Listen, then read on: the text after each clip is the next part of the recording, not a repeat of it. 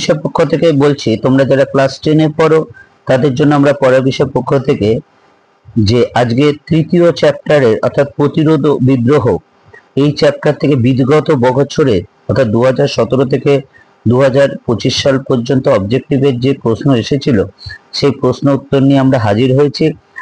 এই তৃতীয় চ্যাপ্টারে তোমরা দেখতেই পাচ্ছ মার্কস ডিভিশনটা পুরোটাই দেখিয়ে দিচ্ছে তোমাদের 8টা চ্যাপ্টারে যে মার্কস ডিভিশনটা আছে। তোমরা দেখো তৃতীয় চ্যাপ্টারে দেখো প্রতিরোধ ও বিদ্রোহ, এমসিকিউ দুটো থাকবে, এসিকিউ 3টে থাকবে, টোটাল 5 নম্বর থাকবে।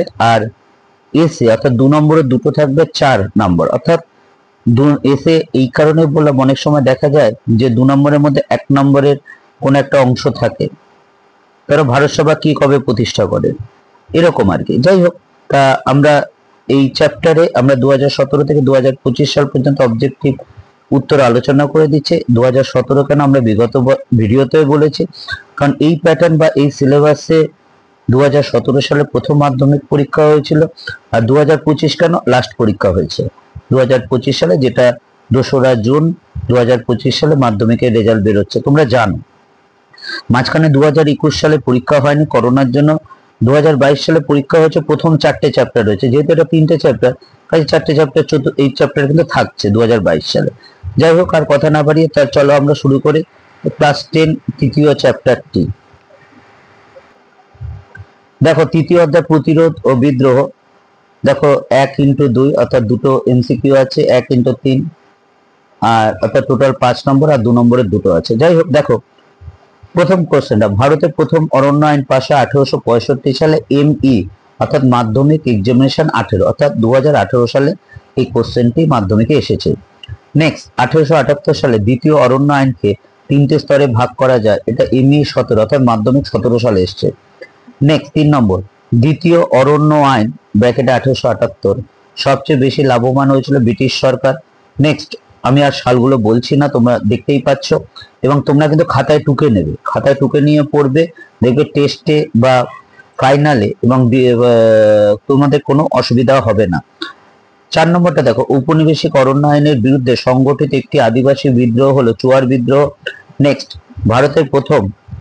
ভারতের রাজকীয় বন বিভাগের প্রথম ইন্সপেক্টর জেনারেল জার্মান বন বিশেষজ্ঞ ডিয়েট্রিস ব্রান্ডেস, এটা 23 সালে এসেছিল। নেক্সট 6, ব্রিটিশ সরকার অরণ্য সম্পদকে নিজেদের স্বার্থে ব্যবহারের জন্য ঔপনিবেশিক অরণ্য আইন প্রবর্তন করেছিলেন।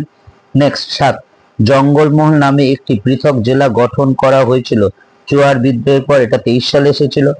8, কোল বিদ্রোহের পর ঔপনিবেশিক সরকার উপজাতিদের জন্য দক্ষিণ পশ্চিম সীমান্ত নীতি এজেন্সি নামে একটি পৃথক অঞ্চল গঠন করেছিল, এটা 22 সালে এসেছিল। দেখো 9 নম্বরটা আমরা 8টাই রিপিট করে দিয়েছি, তার জন্য আমরা কেটে দিয়েছি।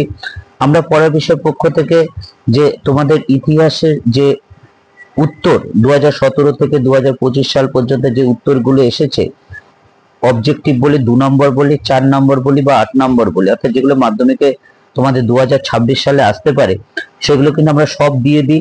শুধু দিয়ে দিই না, আমরা সেই নোটগুলো কিন্তু বুঝিয়ে দিই, কারণ আমরা মনে করি তুমি যদি নোটটা বুঝতে পারো তাহলে কিন্তু তুমি কিছু লিখে আসতে পারবে। কারণ মুখস্থ করে কিন্তু ইতিহাস হয় না, কারণ কয়েক বছর ধরে তোমরা দেখছো যে ইতিহাসের একটু প্রশ্নটা একটু অন্যরকম হচ্ছে। দীর্ঘ 23-24 বছর শিক্ষকতার থেকে দেখেছি বিগত কয়েক বছর ধরে, এই 6-7 বছর ধরে মাধ্যমিকের ইতিহাস প্রশ্নটা কিন্তু একটু অন্যরকম হচ্ছে, যার ফলে কিন্তু নাম্বার তোলা একটু অসুবিধা হয়ে যাচ্ছে এবং আমার শিক্ষার্থীদের মধ্যে ইতিহাসের প্রতি ভীতি দেখা দিয়েছে। কিন্তু তোমরা যদি এইভাবে পড়ো, যেটা আমরা পরিকল্পনা মাফিক পড়ো, কারণ আমি অভিজ্ঞতার মাধ্যমে অর্জন করছি, অনেক ছাত্রছাত্রী দেখলাম যারা এইভাবে পড়ে কিন্তু এইবারও তারা কিন্তু ভালো রেজাল্টই করবে আশা করি, কারণ অবজেক্টিভ গুলো খুব ভালো হয়েছে।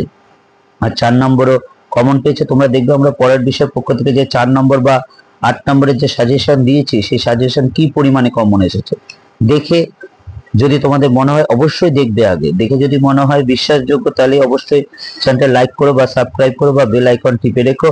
কারণ আমরা এখন থেকে অনবরত, আমি আর বলছি না, তোমরা দেখে লিখে নিও, আমরা এখন থেকে অনবরত তোমাদের জন্য বিভিন্ন ইতিহাস বিষয় এরকম ভাবে প্রশ্ন উত্তর দিয়ে যাব। এছাড়া আরেকটি ভিডিওতে এই চ্যাপ্টারেরই যেগুলো টেস্ট পেপারে এসছে, পর্ষদের টেস্ট পেপারে এসেছে কিন্তু তোমাদের মাধ্যমিকে আসেনি, তা সেটাও কিন্তু আমরা দেব। প্রত্যেকটা চ্যাপ্টারেই দেবো। আমরা প্রথম দুটো চ্যাপ্টারে এইভাবেই দিয়েছি, অবজেক্টিভ দুটো ভাগে দিয়েছি। এছাড়া সবচেয়ে গুরুত্বপূর্ণ আমরা তোমাদের জন্য যে 7টা সাবজেক্ট আছে, ইতিহাস, বাংলা, ভূগোল, বিজ্ঞান, বিজ্ঞানের দুটো অঙ্ক, ইংরেজি, প্রত্যেকটার যে সেই বছর মাধ্যমিকের সবচেয়ে যে ভালো উত্তরটি হয়েছে সেই উত্তরের সংকলন কিন্তু নিয়ে আমরা হাজির হয়েছি।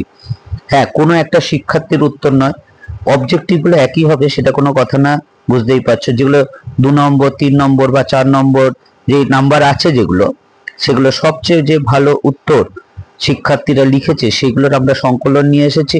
দেখবে কত টু দা পয়েন্ট লিখলে এবং বেশি লিখলে নাম্বার পাওয়া যায়। কি ইতিহাস হোক, যে কোনো সাবজেক্টই হোক, বেশি লিখলেই ভালো নাম্বার পাওয়া যায় এরকম কোনো কথা না। টু দা পয়েন্ট লিখে কি করে পুরো 100% মার্কস পেয়েছে, অর্থাৎ 4-এ 4 পেয়েছে, 3-এ 3 পেয়েছে, 8-এ 8 পেয়েছে, এরকম দেখবে তোমরা। যদি দেখো, যদি ভালো লাগে চ্যানেলটি লাইক করো বা সাবস্ক্রাইব করো এবং বেল আইকন টিপে রেখো। দেখো লাস্টের কোশ্চেনটা 24-এটা, একটি স্থানীয় ইতিহাস গ্রন্থের নাম হলো রাজতরঙ্গিনী বা নদিয়া কাহিনী। এটা মাধ্যমিক 25 সালে এসেছে। লাস্টের কোশ্চেনটা দেখো, সুই মুন্ডা ছিলেন কোল বিদ্রোহের নেতা, অন্যতম নেতাটা ব্যাকেটে সালটা দেওয়া আছে। অবশ্য এই কোশ্চেনটা আগেও ছিল, এটা 25 সালে এসেছে। এই ছিল আমাদের এই তৃতীয় চ্যাপ্টার, অর্থাৎ প্রতিরোধ ও বিদ্রোহের যে 2017 থেকে 2025 সাল পর্যন্ত যে অবজেক্টিভ গুলো এসেছে, এই অবজেক্টিভের আমরা উত্তর দিয়ে দিলাম। তোমরা এগুলো অবশ্যই খাতায় লিখে নিয়ে পড়ো। আমরা আগেও বলেছি, আমরা আরেকটা ভিডিওতে এই চ্যাপ্টারে অর্থাৎ তৃতীয় চ্যাপ্টারের যে পর্ষদের যে টেস্ট পেপারের যে অবজেক্টিভ ইতিহাসে যেগুলো মাধ্যমিকে আসেনি বিগত বছরে, সেগুলো আমরা একটা আলাদা সংকলন করে দেব। তোমরা যদি এই অবজেক্টিভ গুলো পড়ো বা আরো কিছু পরে দিয়ে দেবো, যদি এগুলো পড়ো তাহলে দেখবে কিন্তু তোমরা পুরো অবশ্যই অবজেক্টিভে কিন্তু পুরো কমন পাবে, এটা নিয়ে কোনো সন্দেহ না। অর্থাৎ যে 36 নাম্বার, এই 36 নাম্বারের মধ্যে যদি তোমরা 36 পেয়ে যাও, এবং এটা খুব একটা বড় ব্যাপার নয়, একটু পড়লেই, একটু দেখে করলেই, পরিকল্পনা মাফিক বা প্ল্যান অনুসারে যদি তোমরা এগিয়ে যাও, এটা কোনো ব্যাপার না। আমরা যেইভাবে যাচ্ছি তোমরা যদি এইভাবে এগো, আশা করি তোমরা অবশ্যই এই 36-এ 36 পাবে। আর 2 নম্বরে যে কোশ্চেন গুলো আমরা বিগত বছরের একটা ভিডিও করি, একটা চ্যাপ্টারের, একটা পর্ষদের টেস্ট পেপারে যেগুলো গুরুত্বপূর্ণ, যেগুলো আসেনি মাধ্যমে, তার একটা করি, এবং সেগুলো শুধু করি না, বুঝিয়েও দিই। কারণ আমরা মনে করি যদি তুমি বুঝতে পারো তাহলে কিন্তু অবশ্যই কিন্তু তুমি পরীক্ষায় কিছু অবশ্যই লিখে আসতে পারবে। কারণ মুখস্থ বিদ্যা দিয়ে কিন্তু কাজে লাগে না, হয়তো পরীক্ষায় কাজে লেগে যেতে পারে, তবে ভবিষ্যৎ জীবনে কিন্তু এই মুখস্থ বিদ্যা দিয়ে হয় না। পরের বিষয় পক্ষ থেকে এতটুকুই। জীবনে প্রথম মাধ্যমিক বাইরে পরীক্ষা দেবে, 2026 সালে সম্ভবত ফেব্রুয়ারি মাসেই পরীক্ষা হবে। তার জন্য অগ্রিম শুভেচ্ছা। শুধু এর জন্য না, সারা জীবন যাতে আনন্দের সুখে কাটে এবং শরীর যাতে খুব সুস্থ থাকে, সেটাই আমরা পরের বিষয় পক্ষ থেকে একমাত্র কামনা করি।